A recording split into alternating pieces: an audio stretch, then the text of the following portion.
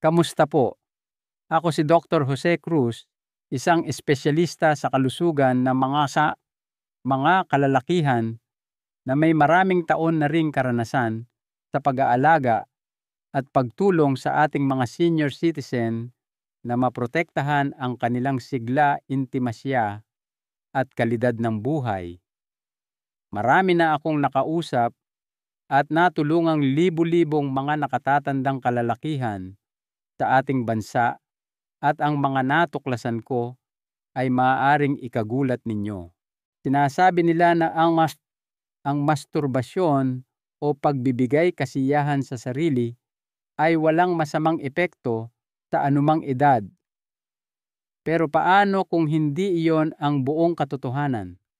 May isang kwento ng isang lalaki matapos ang edad na 70, natagpuan siyang walang buhay sa kanyang banyo, hawak ang kanyang dibdib ilang minuto lamang matapos ang dapat sanay isang pribadong sandali ng ginhawa.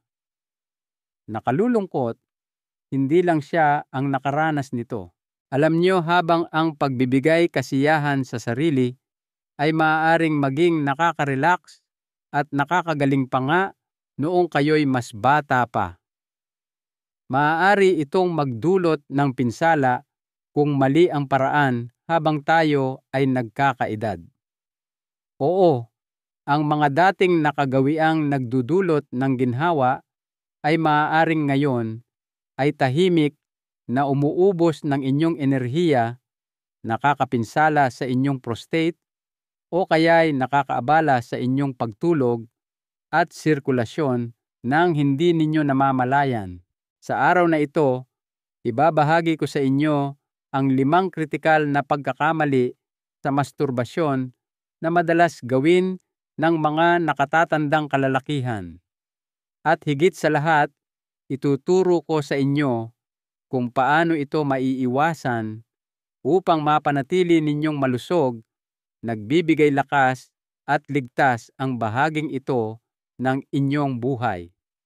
Manatili kayo hanggang sa dulo dahil ibabahagi ko rin ang isang simpleng pamamaraan ng pangangalaga sa sarili na maaari ninyong simulan ngayong gabi para protektahan ang inyong kalusugan, ibalik ang kasiyahan at muling makamtan ang kapayapaan ng isip. Walang gamot na kailangan. Bago tayo magsimula, kung hindi pa kayo nakasubscribe, inaanyayahan ko kayong pindutin ang subscribe button at i-on ang bell para lagi kayong updated sa mga health tips na para sa inyo. Kung nagustuhan nyo ang video na ito, pakitype ang 1 sa comments. Kung hindi naman 0, para malaman ko kung paano ko pa mapapaganda ang aking mga susunod na content. Ngunit ang panganib ay hindi lamang dramatiko o bihira. Madalas nagsisimula ito sa pinakamaliliit na gawi. At ang unang pagkakamali na ginagawa ng maraming nakatatandang kalalakihan ay ang pagtrato sa kanilang tumatandang katawan na parang sila'y 30 anyos pa rin. Unang pagkakamali, hindi pagpansin sa mga bagong limitasyon ng katawan. Habang tumatanda ang mga lalaki, ang kanilang katawan ay dumaranas ng mga pagbabago na banayad, ngunit napakahalagang kilalanin. Pagkatapos ng edad na 70, ang puso, mga daluyan ng dugo, nervous system, at maging ang pagiging sensitibo ng balat ay iba na ang tugon kumpara noong mga nakaraang dekada. Sa kasamaang palad, maraming nakatatandang kalalakihan ang nagpapatuloy sa masturbasyon gamit ang parehong tindi, bilis o presyon na kanilang nakasanayan noong kabataan nila, lingid sa kanilang kaalaman na ito'y maaaring magdulot ng malaking hirap sa kanilang katawan ngayon. Ang masyadong masigla o minadaling pagbibigay kasiyahan sa sarili ay hindi lamang nakakapagod sa pisikal, kundi maaari ring humantong sa mga panandaliang sintomas tulad ng pagkahilo, mabilis na tibok ng puso o pamumulikat ng kalamnan. Ang mga reaksyong ito ay maaaring mukhang hindi naman delikado, ngunit sa paglipas ng panahon, ang paulit-ulit na sobrang pagod habang nagmamasturbate ay maaaring makastress sa cardiovascular system, lalo na sa mga may dati ng kondisyon tulad ng alta presyon, sakit sa puso o diabetes. Isang aspetong madalas hindi napapansin ay kung gaano kahirap nagtatrabaho ang mga kalamnan sa pelvic floor sa may bandang balakang tuwing nararating ang sukdulan.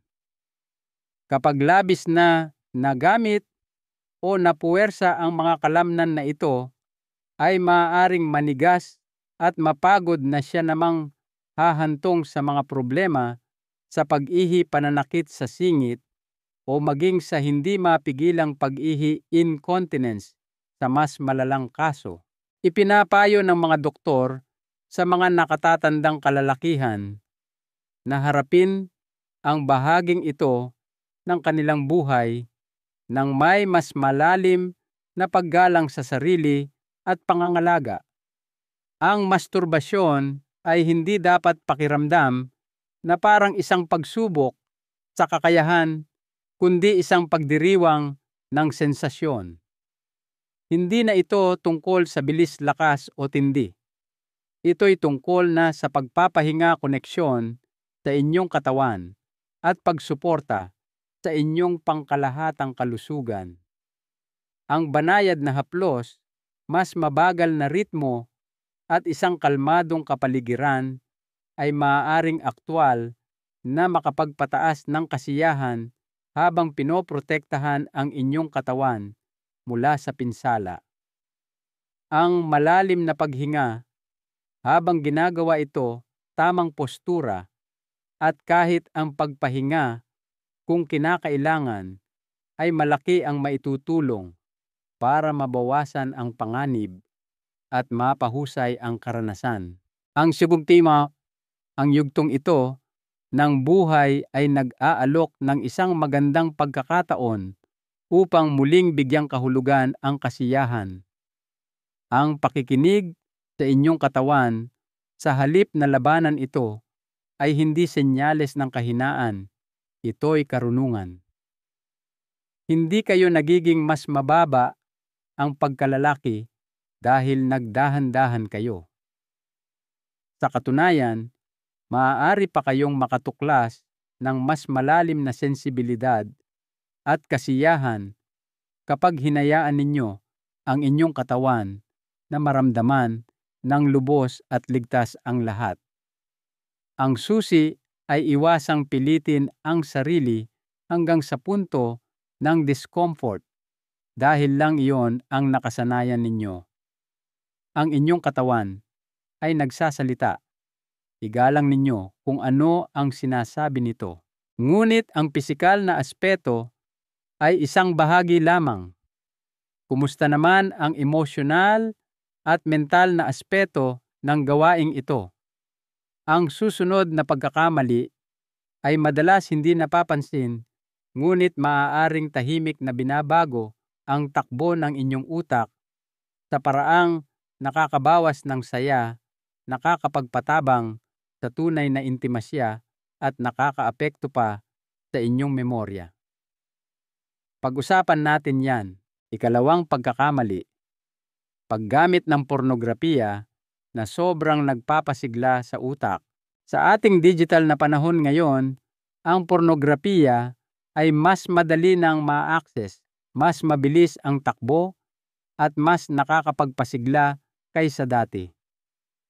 Para sa mga mas batang lalaki, ang utak ay sapat pa ang kakayahang bumawi mula sa madalas na visual overload.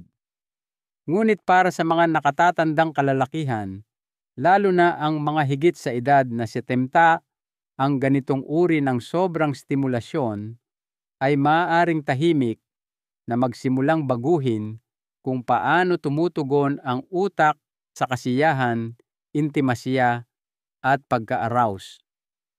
Maraming senior citizens ang bumabaling sa internet pornography nang hindi namamalayan ang mga natatanging panganib nito sa yugtong ito ng kanilang buhay. Ang utak ng tao ay naglalabas ng dopamine, ang kemikal ng kasiyahan, bilang tugon sa sexual na stimulasyon. Ngunit kapag ang stimulasyong iyon ay paulit-ulit at madalas sa pamamagitan ng sobrang nakakapagpasiglang pornografiya, ang utak ay umaangkop. Nagsisimula itong humingi ng mas matinding karanasan para sa parehong antas ng kasiyahan na lumilikha ng isang siklo ng papaliit na gantimpala. Sa paglipas ng panahon ito ay maaaring humantong sa isang kondisyon na kilala bilang dopamine desensitization, kung saan ang mga tunay na karanasan sa buhay tulad ng intimasya sa kapareha, makabuluhang haplos, o kahit na kaswal na pakikipag-usap ay hindi na nagdudulot ng parehong emosyonal na gantimpala. Ang dating nakakapagbigay kasiyahan ay maaaring magsimulang maging matabang walang gana o nakakadismaya. Para sa mga nakatatandang kalalakihan, ito ay maaaring partikular na makapinsala dahil bumababa ang natural na antas ng hormone habang nagkakaedad at ang kakayahan ng utak na i-regulate ang emosyonal na pagtaas at pagbaba ay nagiging mas delikado. Ang pagbaha rito ng palaging artipisyal na sexual na imahe ay maaaring makagambala sa memorya, focus at mood. Ang ilang kalalakihan ay naguulat pa ng tumaas na pagkabalisa o pagiging irritable pagkatapos ng madalas na paggamit ng pornografiya, lalo na kung ginagamit ito upang makayanan ang damdamin ng kalungkutan, pagkabagot o kalumbayan. Ang maaaring pakiramdam na isang pribado at hindi nakakapinsalang gawi ay sa katotohanan dahan-dahang umuubos sa emosyonal na katatagan at talas ng isip. Inirerekomenda na yung mga doktor at mga eksperto sa kalusugang pangkaisipan na palitan ang sobrang nakakapagpasiglang materyal ng mas banayad na mga alternatibo. Ang mga erotikong babasahin, mas malumanay na visual content o simpleng muling pagkonekta sa imahinasyon ay maaaring magbigay ng stimulasyon ng hindi labis na pinapagod ang reward system ng utak. Ang pagbabagong ito ay madalas na humahantong sa mas malalim, mas makabuluhang paggalugad sa sarili at binabawasan ang pagkapagod sa isip na maaaring sumunod sa sobrang stimulasyon. Hindi ito tungkol sa pagsuko sa kasiyahan. Ito'y tungkol sa muling pag-angkin nito sa paraang nagpapahusay sa inyong pangkalahatang kalusugan sa halip na umubos nito. Mayroon ding malakas na emosyonal na patong ang pagkakamaling ito. Ang pornografiya, lalo na ang uri na idinisenyo para sa mga mas batang manonood, ay bihirang sumasalamin sa mga realidad o pagnanasa ng mga nakatatanda. Ito ay maaaring lumikha ng isang disconnection sa pagitan ng kung ano ang nakikita ng isang lalaki at kung ano ang tunay niyang kailangan o gusto na humahantong sa damdamin ng kakulangan o pagkabigo. Kapag ang mga imahe sa screen ay hindi tumutugma sa tunay na buhay, madaling simulang maniwala na may mali sa iyo sa halip na mapagtanto na ang nilalaman ay sadyang hindi para sa iyong yugto ng buhay. Ang pagiging mapili at intensyonal sa kung ano ang inyong kinokonsumo ay maaaring lubos na mapabuti ang inyong pakiramdam tungkol sa inyong katawan, inyong mga pagnanasa, at inyong kakayahang makaranas ng kasiyahan. Ang layunin ay hindi lamang stimulasyon, ito'y kasiyahan, kapayapaan at koneksyon sa inyong sarili sa mas malalim na antas. Ngunit hindi lamang stimulasyon ang mahalaga. May isa pang madalas na hindi napapansing panganib na nagsisimula sa kaibuturan ng katawan, isa na lalong karaniwan sa mga nakatatandang kalalakihan. At kapag binaliwala, maaari itong tahimik na humantong sa malubhang pangmatagalang pinsala. Ituon natin ang ating pansin diyan. Ikatlong pagkakamali, hindi pagsasaalang-alang sa kalusugan ng prostate. Habang ang mga kalalakihan ay pumapasok sa kanilang ika-70 taon pataas, isang bahagi ng katawan ang nangangailangan ng mas maraming atensyon kaysa dati, ang prostate.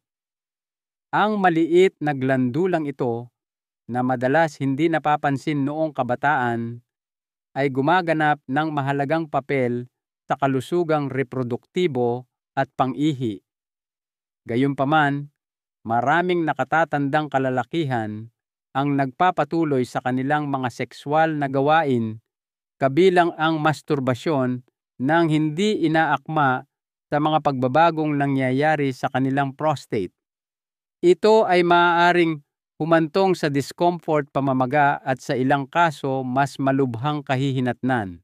Ang prostate ay natural na lumalaki habang nagkakaedad, isang kondisyon na kilala bilang benign prostatic hyperplasia o BPH.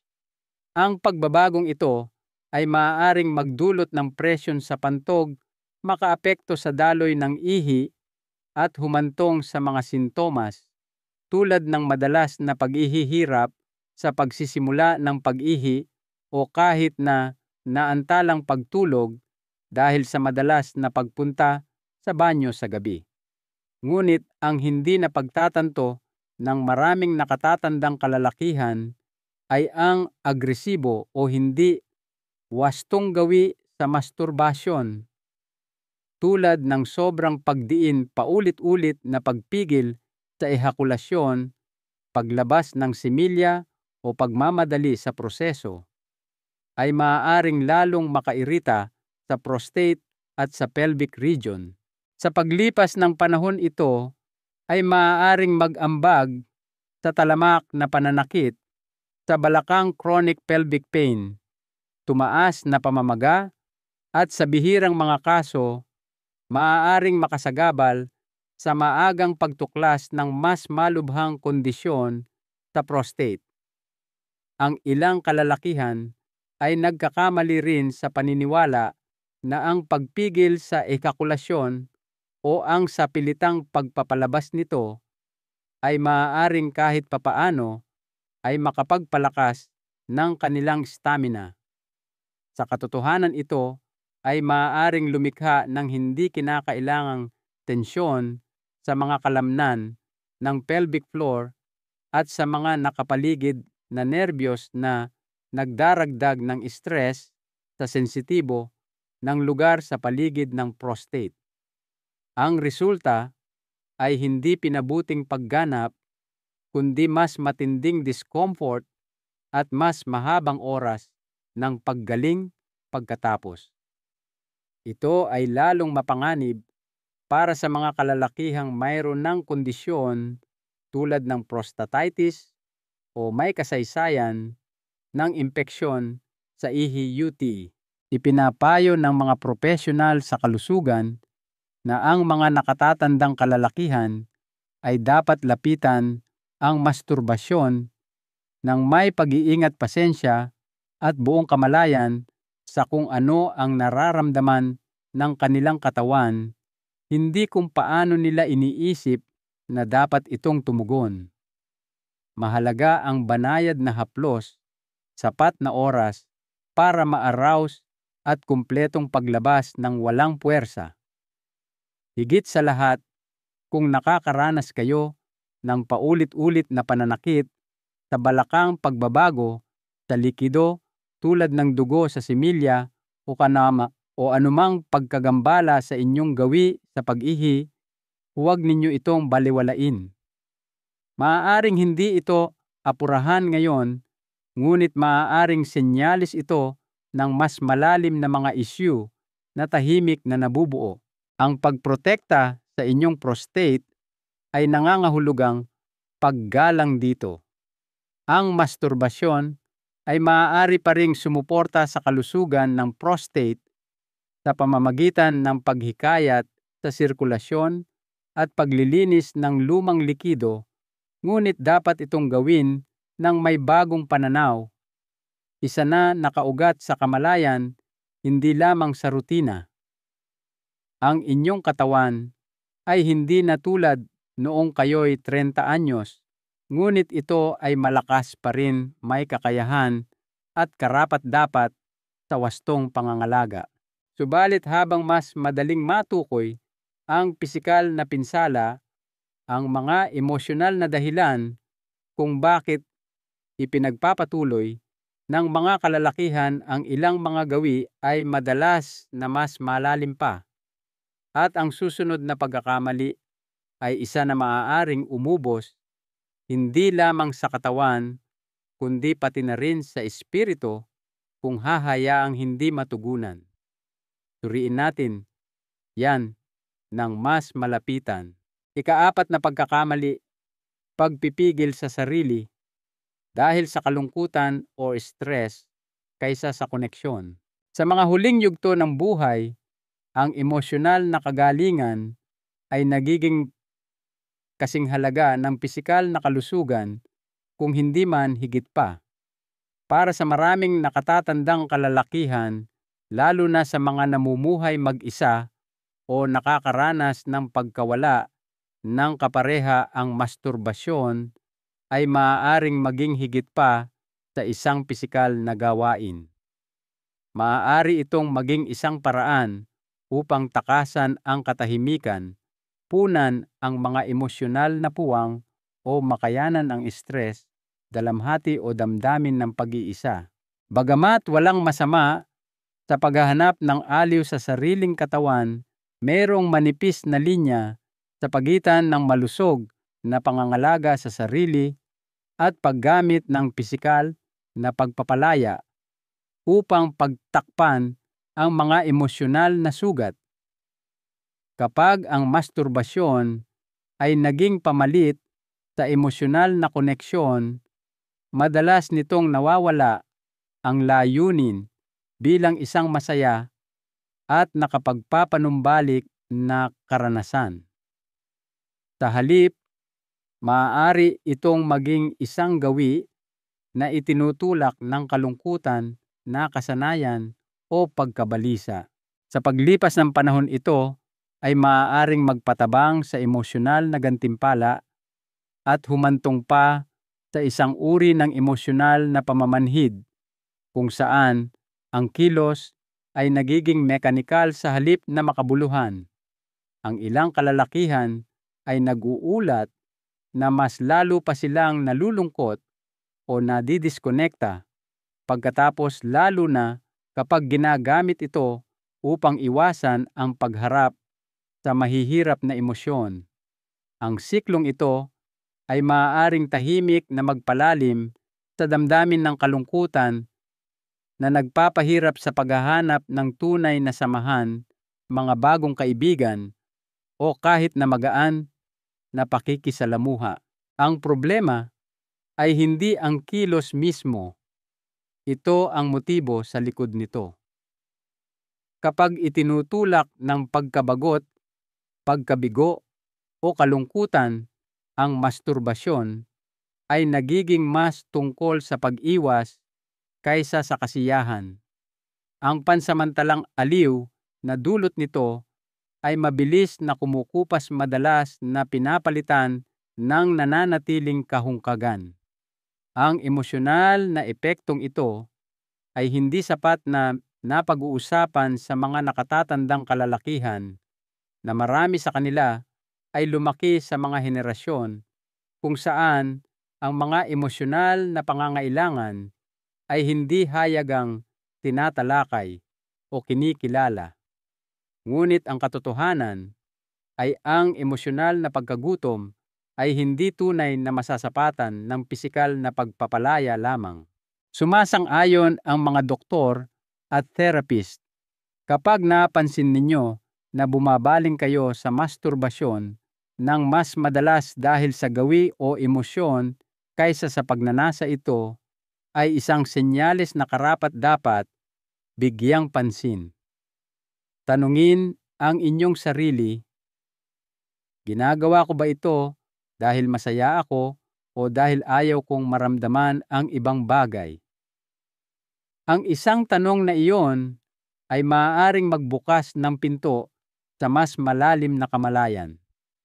Minsan ang isang simpleng pagbabago sa rutina tulad ng paglalakad sa labas, isang tawag sa telepono sa isang kaibigan o pagbabalik sa isang matagal nang nakalimutang libangan ay maaaring mag-alok ng koneksyon na tunay na hinahanap ng inyong puso. Ang layunin sa yugtong ito ng buhay ay hindi upang iwasan ang masturbasyon. Ito ay upang muling angkinin ito bilang isang bagay na nagpapatibay at malusog. Mahalaga ang inyong emosyonal na kalusugan at gayon din ang inyong pakiramdam ng koneksyon, maging sa iba o sa inyong sarili lamang. Huwag hayaang diktahan ng kalungkutan ang inyong relasyon sa inyong sariling katawan. Ang kasiyahan, tulad ng pag-ibig, ay hindi dapat pakiramdam na pamalit sa kung ano ang nawawala. Dapat itong pakiramdam na parang isang bagay na idinagdag sa kung ano ang buo na. Ngunit habang makapangyarihan ang mga emosyonal na motibo, may isa pang hamon na tahimik na pumapasok at nakakaapekto sa parehong isip at katawan. Hindi ito tungkol sa kung ano ang inyong nararamdaman. Ito'y tungkol sa kung ano ang inyong inaasahan at kung paano maaaring tahimik na ninanakaw ng inyong mga alalahanin sa pagganap ang inyong kapayapaan. Suriin natin yan. Ikalimang pagkakamali, pagbabalewala sa erectile dysfunction o pagkabalisa sa pagganap. Habang tumatanda ang mga lalaki, karaniwan ang mga pagbabago sa sexual na paggana, ngunit hindi palaging tinatanggap. Maraming kalalakihan na higit sa edad 70 ang nakakaranas ng mga pagbabago sa kung paano tumutugon ang kanilang katawan. Ang mga erection pagtigas ng ari ay maaaring hindi na gaanong matigas, mas mabagal dumating o mas maikli ang itinatagal. Ito ay ganap na normal. Gayunpaman, napakaraming nakatatandang kalalakihan ang tumitingin sa mga pagbabagong ito bilang senyales ng kabiguan sa halip na resulta lamang ng pagtanda. Bilang tugon, sinisimulan nilang gamitin ang masturbasyon bilang isang paraan upang subukan ang kanilang pagganap. Sa halip na tamasahin ang karanasan, nagiging focus sila sa kung makakamit o mapapanatili ba nila ang erection, kung masyado ba silang natatagalan o kung may mali ba sa kanila. Ang ganitong kaisipan ay maaaring tahimik na gawing isang kilos na itinutulak ng takot, paghusga sa sarili at presyon ang dating malusog na gawain. Ang pagkabalisa sa pagganap, performance anxiety, ay hindi lamang nakakaapekto sa sexual na kasiyahan. Nakakaapekto ito sa buong nervous system. Kapag ang isang lalaki ay nagsimulang mag-alala habang nagmamasturbate, ang kanyang katawan ay tumutugon sa pamamagitan ng paglalabas ng cortisol, ang stress hormone. Ang cortisol at ang pagka-arouse ay magkalaban. Kung mas maraming pagkabalisa ang naroroon, mas nagiging mahirap para sa katawan na mag-relax at tumugon ng natural. Ang nagsisimula bilang isang maliit na alalahanin ay maaaring mabilis na maging isang paulit-ulit na issue na lumilikha ng isang paikot-ikot na pagkabigo at disappointment na lalong lumalalim sa paglipas ng panahon. Hindi namamalayan ng maraming kalalakihan na ang siklong ito ay hindi lamang psikolohikal. Ito ay malalim ding pisikal. Ang pagbabalewala sa erectile dysfunction ED o ang hayaan itong tahimik na magdikta sa inyong emosyonal na estado ay isa sa mga nakapipinsalang pattern na maaaring kahulugan ng isang nakatatandang lalaki.